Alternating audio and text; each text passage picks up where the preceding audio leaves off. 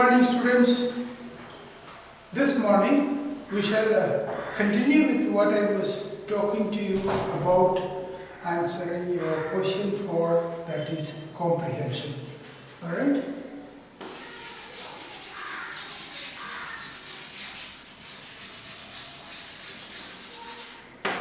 This is your question 4. Okay. So we were talking about the purpose of a comprehension. I told you the meaning of comprehension is understanding, and it comes from the root word to comprehend. That means to understand or to grasp, right? Then, so basically this is an exercise to find out your understanding ability of a particular language, alright? And that's why a text is given to you, an unseen text, alright? And you are asked to read through the passage and then answer to a few questions, okay? Answer to a few questions. So the first exercise is test of your vocabulary, I told you. Okay, first exercise is to test your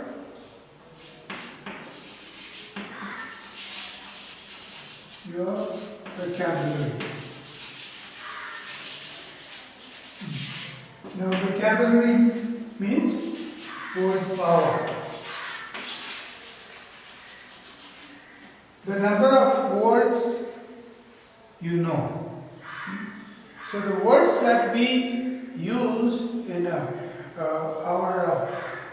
conversation, our writings are divided into 2 types. One is active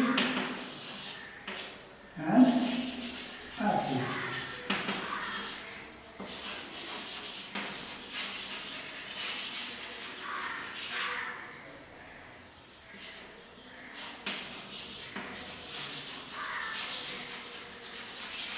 Passive vocabulary or a recognition. Recognition or a passive vocabulary. The active vocabulary is the words that we frequently use. It just comes to us spontaneously. And then, so these are the ones that we use in our ordinary conversation and in our ordinary writing. And then what is called recognition vocabulary or passive vocabulary is that consists of words, phrases, idiomatic expressions which when we see it somewhere, we seem to understand it. We know, though we do not use it in our active conversations, in our regular conversation, in our regular writings, but when we see it somewhere, we understand the meaning of it. Alright? So that is because, see, these are the 2 levels of the mind.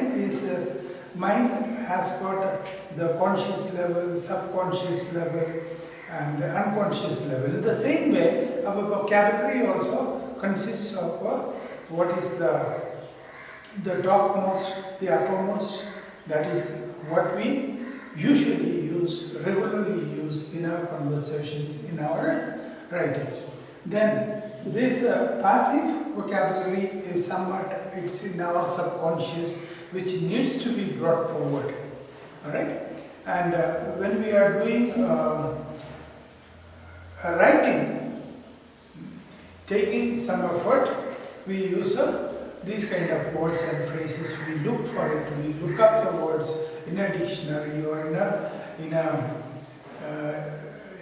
nowadays we can make use of Google as well, or in a thesaurus where you find many synonyms, that is the words with the similar meanings and so on.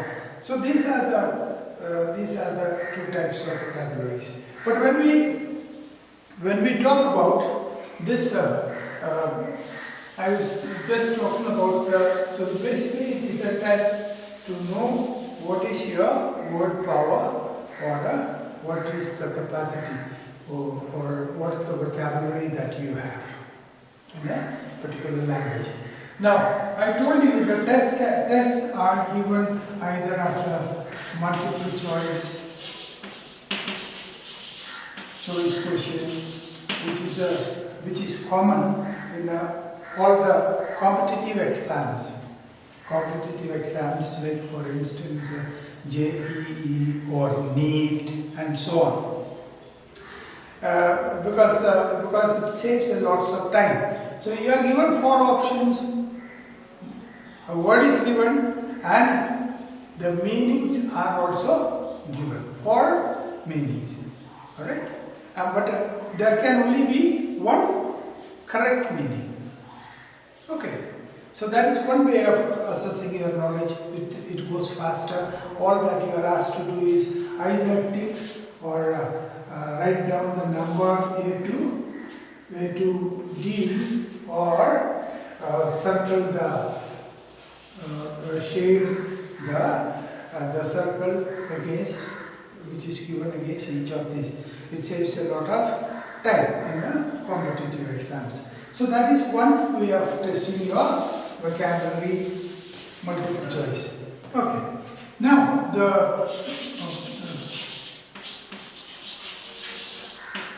choice or it can be the second one I said it can be just a direct meaning.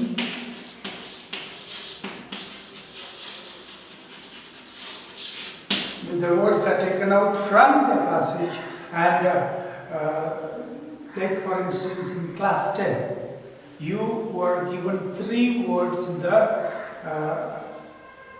first set of questions after your comprehension passage and you are asked to give the meaning of these words taken out from the passage in the context of the passage, because one word in English can mean more than one meanings, and therefore you have to give the meaning in the context of this particular passage. Okay, so that's directly asking you to give the meaning. It can be a one-word answer or it can be a few words, all right, a phrase. Then the third type is the meaning is given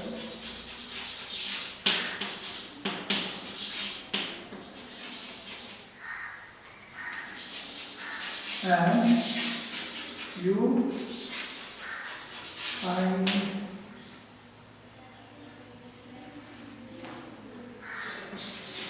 the word in the passage. Right? So the third type is you are given the meaning of the word, or a word that has got a similar meaning is given, and then you are asked to find out a word in the passage which has similar meaning. Alright. So that means you find the word, the meaning is given to you. Okay. So that is the third type. And so these are the common types of checking your vocabulary. And this is something that is the first test on your vocabulary. Then there is also now for your council exam you shall be given the meaning of the words and you will be asked to find the words. 4 words shall be, or phrases or meanings shall be given to you, and you will be asked to find out in the passage that is given a word for each which has a similar meaning. Okay, then we go to the next one, that is so that is your You should nail that vocabulary test word meaning. And the second one we have for your council exam is 4 words are given. Words are given, and you will be asked to make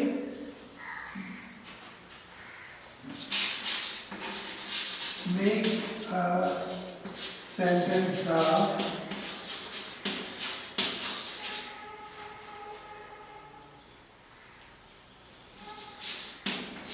at least 10 words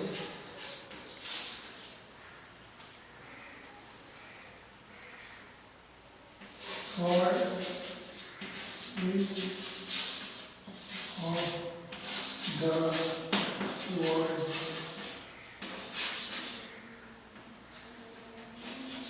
given above using the words unchanged in form,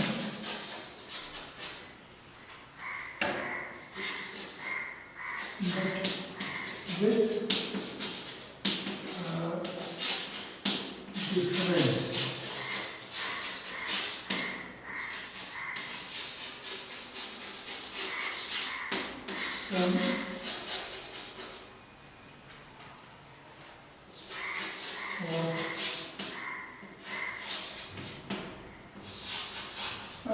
There is in the passage. Okay. Now look at this. There are 3 important instructions. You are asked basically to make a sentence with each of the 4 words or expressions that is given. Now, there are 3 instructions. Your sentence should carry at least 10 words, a minimum of 10 words. Alright? So, just a sentence like it is, the word that is given is fine, F-I-N-E, fine, for instance. Now, if you write, it is a fine day, for instance. Now you are not following the first instruction that is given. It is a fine day. Alright. So it carries one word, 2 word, 3 word and 4 word. Alright? There are only 4 words. You are expected to make a sentence of at least 10 words. Understood? So therefore you have to be careful about that. Now, for this a and an, these are indefinite articles. When you are counting words, you do not count these words. They are not considered as words. A and an, the indefinite article a and an. That's why I said 1, 2, 3 and 4. Only 4 words are there. Next, the next instruction that is given to you is for each of the words given above in the using the words unchanged in form. So the words unchanged in form. Now you have to be, see, when he said you have to use the sentence, word make sentence, and using the word unchanged in form. What is this form? Form is, now let's say that is the, see, if it is in see, like word has present, past and future. Alright? So what is it? What is it? Verb has tense. It has present, past and future with its various denomination. Present simple, present continuous, present perfect, present perfect continuous, and so on. Okay, in the same way, so that means if the word is used as a, for instance, said, you cannot change it into said. Okay? Don't change the form.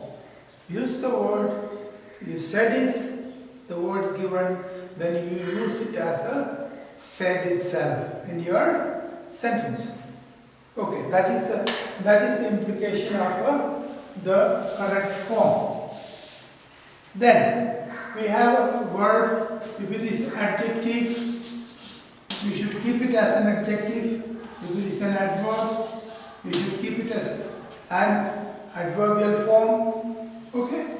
Or if it is noun, noun will have what? Singular and plural.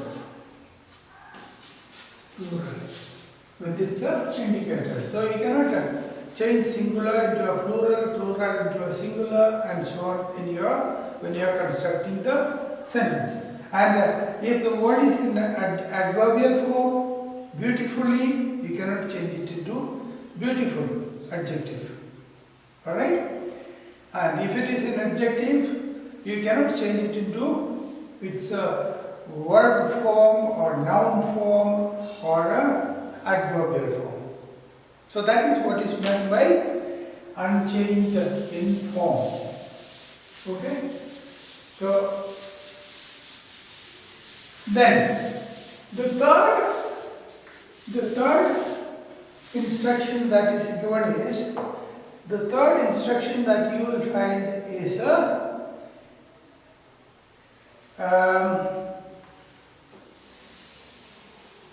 with a different meaning. The word should be same, but the word should have a different meaning. Like for instance, fine, we have seen fine. It's what fine means. Fantastic. Fantastic, beautiful. It's a fine day. If you say it's a fine day, it's a beautiful day, it's a lovely day, it's a fantastic day. Now that is the meaning it carries. Let's say, when we started our journey for a picnic, it was a fine day. The weather was clear, everything was looking lovely, but eventually the weather might have changed in the course of the day. But the meaning in the context of the passage, it means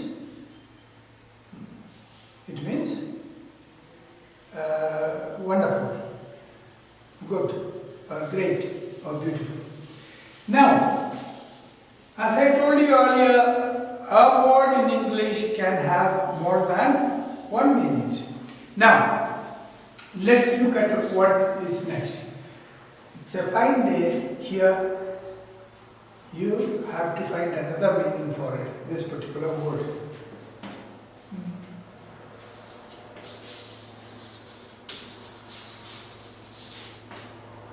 Now, fine also means penalty. Like for instance, you did a mischief in the school, or you bunked classes on a particular day, or you reported late after a vacation, and therefore the principal asks you to pay a fine. Alright? Okay? So that's a penalty, a certain amount of money as a penalty. So that also means fine. So if the meaning that is given in the passage is, the word in the passage carries the meaning fantastic or great or wonderful, then you should use it